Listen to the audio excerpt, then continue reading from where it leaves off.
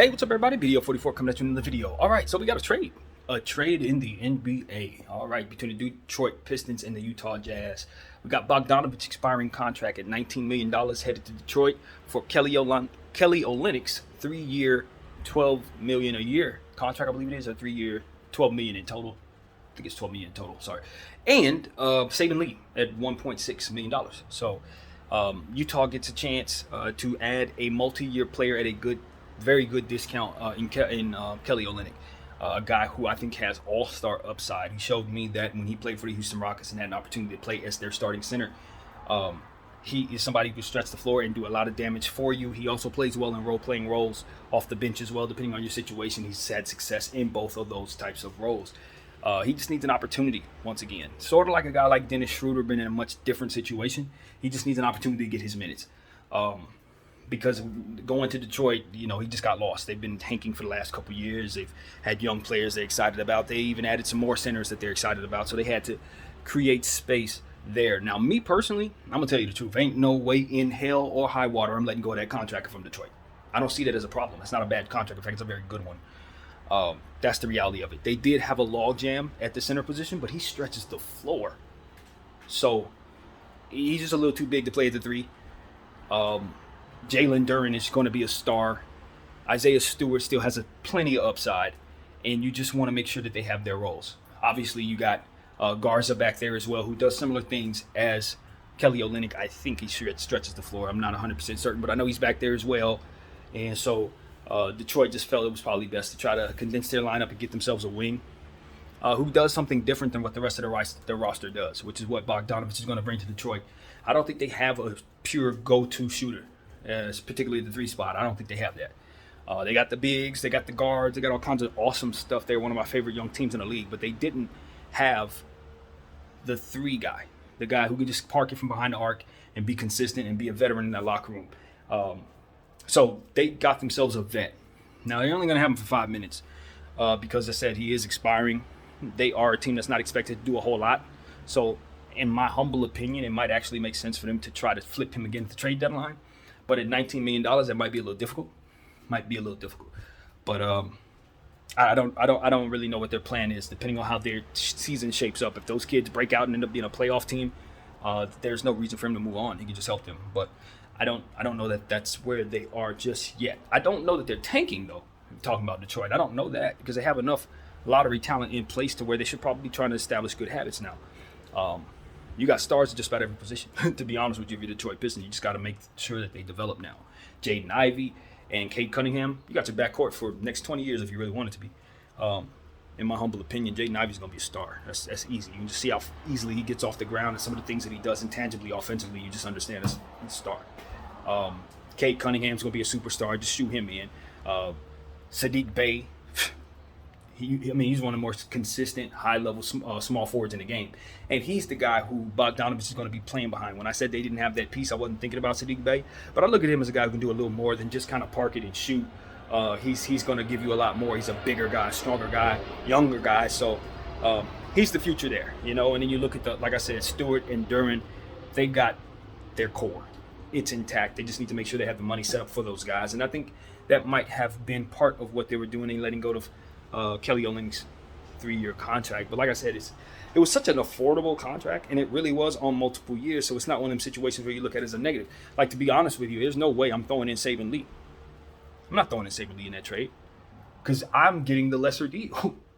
I'm the guy that's getting the $19 million expiring contract. Whatever it is I'm bringing back is going to be gone very soon. You guys are getting a player who I think has all-star upside in Kelly Olynyk, who is basically going to be on tap for dirt cheap for a team that probably is going to flip him again to a contender for something very good. Because Utah has no intentions of winning, so why do they need a player like Kelly Olynyk?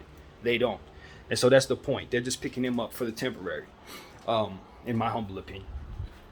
But then again, I want to amend that by saying I do see a vision that they're building. And when you put marketing together, you got Olynyk together, you're starting to develop some shooting. You got Sexton down there. I don't know what they want to do with Vanderbilt, but I can see the makings of what Danny Ainge is trying to put together. So maybe it's actually the opposite of what I just said. Maybe they actually do have Kelly Olynyk in mind for their long-term situation because he's at a small price in multiple years. So I don't know how to look at that. But either way, I want Kelly Olynyk's contract if I'm a GM in this league. 3 years, $12 million for what it is he's capable of doing is dirt cheap, in my humble opinion. The reason why he's at that price is because the teams that he's been with haven't had the role. They haven't had the role. And that's one of those weird situations where it's like he's caught in his very own market, in my humble opinion. he is in the market that represents what it is he's been able to show, and he's been able to show those things based on situations that have been out of his control. Once he gets to a situation or he can just show the world what he can do, I think he's going to do good things, and I think that maybe he might have just landed in that situation right now. So I think big things are coming from Olynyk and marketing in Utah because there's no reason for it not to be. They are going to be high-level players who are highly productive, and they should be able to play into their strengths on this team. So, Utah is looking to tank. But if for some reason they decide they don't want to tank, for some strange reason, they have competitive basketball players. They do. They really do. They've picked up some competitive basketball players. And you could see them trying to build something from this if they want to. You could totally see them doing both. So that's what I think of the Utah situation. They got off a contract that they probably are happy to get off of, that expiring deal. They got something for it, tangible, that they can use for many years to come. Affordable, obviously, piece that can be traded. Everything I've already said. It's just a great thing for them. And Detroit, I think, I guess if I'm looking at him in any way, I just say, well, they wanted to clear the cap space.